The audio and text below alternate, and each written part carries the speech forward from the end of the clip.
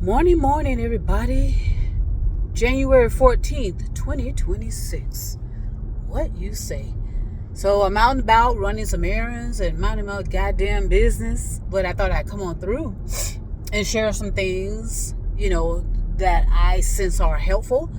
And I know they're helpful. Okay. I know what I'm doing is helpful. I know that it reverberates and resonates with many, many people, which the likes and followers that we pay so much attention to and not realizing those are manipulated and deceived. All you have to do is look at the results around you, and you know that you're being heard, you're being listened to. But a lot of people are attempting to protect themselves, which I don't blame them. They're protecting their privacy, and they don't want to be invaded. They don't want to be targeted, as so many of us were. They want to get, you can get things done in the form of a silent revolution where no one has to know you're doing that. All you have to do is change your thoughts. Change how you're thinking and ask yourself, what do I want? What do I want? And be genuine and honest about that question, and make sure you pay attention to the impulses you receive. If you dismiss it, then that opportunity is gone. And it comes in a form of inspiration. It comes in a form of inspiration. And again, I see the results of it. I'm looking around in the environment that I moved into a few years ago, and I can definitely see some change. There is some change. There has been change. So, and I said the environment I am in now is peaceful, a lot more peaceful. And that's because of the energy of my thoughts and the energy of the collective thought. A lot of people just want to get a good night's rest, and sometimes that will clash with those who have no consideration for others. So my point is, everything eventually balances itself out if you keep your thoughts neutral, and you do what you can to influence your environment, influence your reality by how you're thinking. So, and sometimes fantasies come in there. Sometimes you need some fantasies to keep you inspired. I had plenty of fantasies, and wanted certain results to happen. It did not turn out as I had hoped, but I'm not discouraged. It bees that way sometimes. So as you're cultivating and as you're deconstructing, reconstructing, self-educating yourself, recognize that some things may not turn out as you hope they would. The reason why so many things are not going to turn out physically for us is because of massive overpopulation.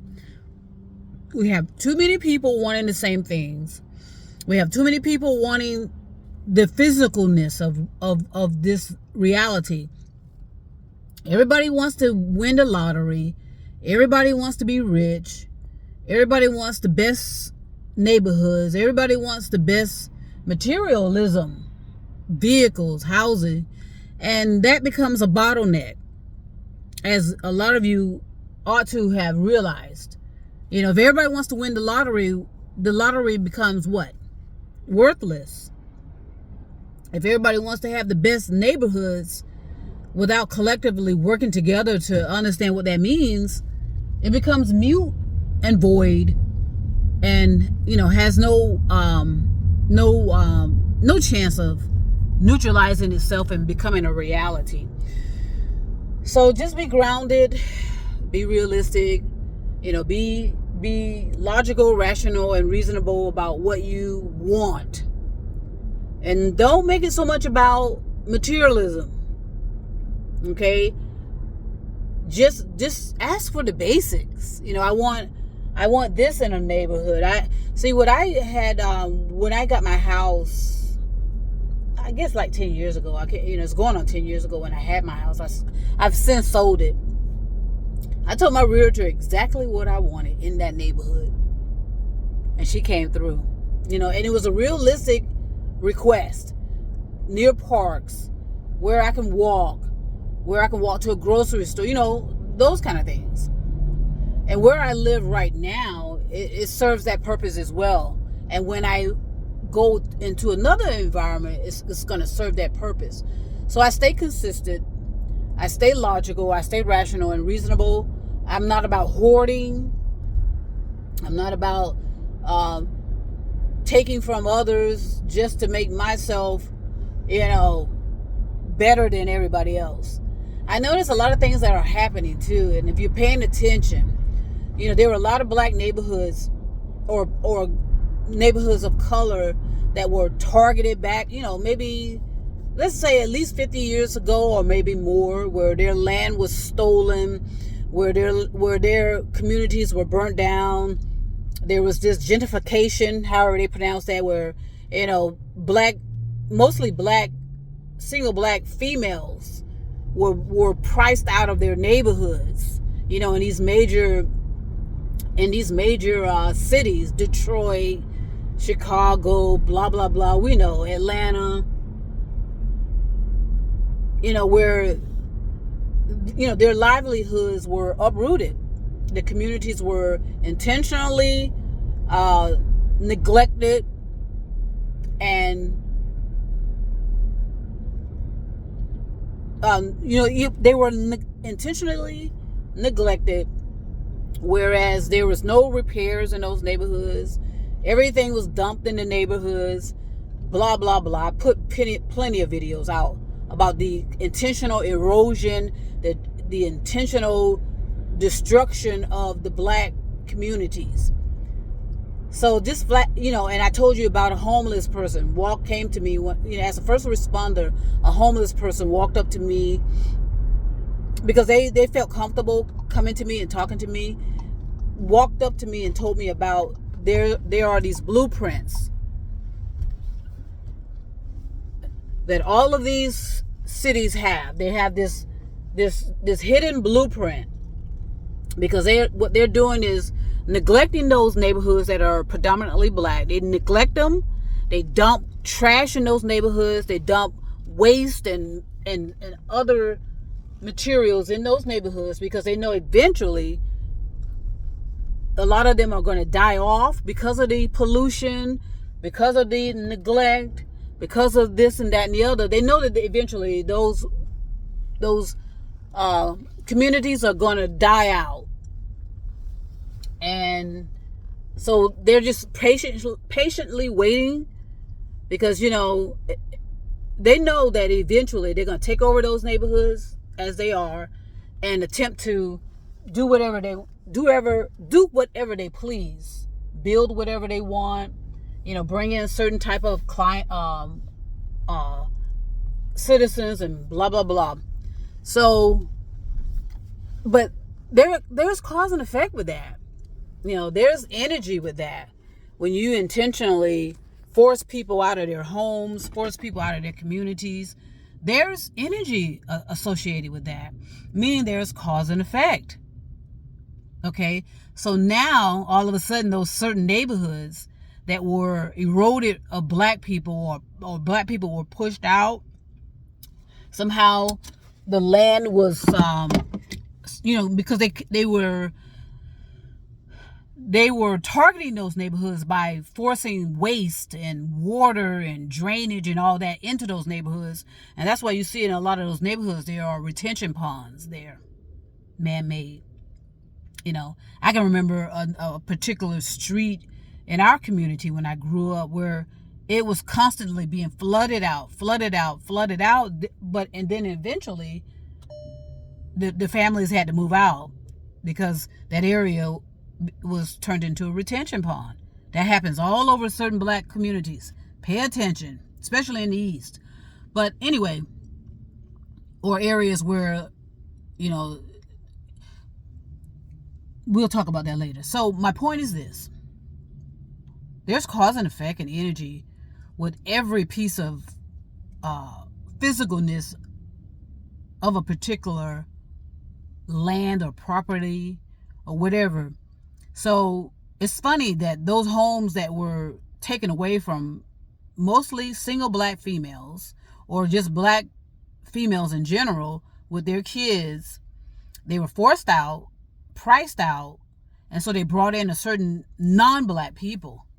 And now these non-black people are suffering consequences of such a I say criminal negative intentions, whereas they're facing being priced out. They're facing unforeseen consequences of dumping waste in those areas and flooding. There's a problem with the infrastructure. There's cracks in the infrastructure. The foundations of those homes that they took over.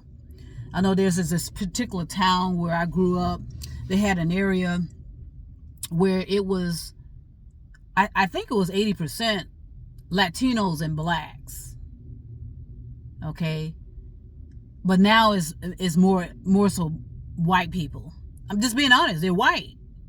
Okay, so there's always a cause and effect and consequences when you criminally target a certain group of people.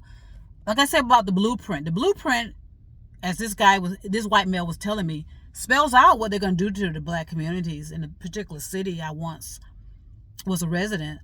They're going to clear it all out. Once these older black women die, they're going to take over their property that these older black women worked for, and they're going to turn it into a sporting area, with sporting venues, So when I get ready to take my trip again across the world, across the states or whatever I'm calling it, I want to take a look at it. He told us. He said their blueprint is going to wipe that whole community out. They're going to, take over the houses. Sadly, a lot of those older black women in that area did not trust leaving their property to their descendants because of the behaviors of our descendants and children, not valuing what you have. There were so many quick claim deeds done over the past 15-20 years where descendants and children were attempting to take their family land for their own. Just do your research and understand there is cause and effect. There's a certain amount of energy that's left in certain properties, especially when those individuals have been living there, for decades upon decades upon decades upon decades. It's like their energy is still there. And then you go in there and forcefully take them out. What do you think is supposed to happen? There's no such thing as ghost, but there's just a certain level of energy that resides. Okay, as long as that property is there, blah, blah, blah, blah, blah. So now what I'm witnessing is, non-black people are starting to feel the effects and consequences of taking over land that did not belong to them. Just think what happened to the American Indian. Let's call them Indians. I don't know if they like to be called American, maybe native indigenous people. Their land was taken from them in Australia. Yeah, is it Australia? Yeah, one of those countries where they've taken over the property and land of the indigenous. And then they wonder why there's so many other things that go on in those environments. And most of it is weather related. Okay? So I'm going to talk more about this because this is deep and it's relevant and it's logical, rational, and reasonable, and as well scientifically valid. Okay? So I'm going to go ahead and send peace and love all over the stars and moon and mountains. And trust me, I will be back.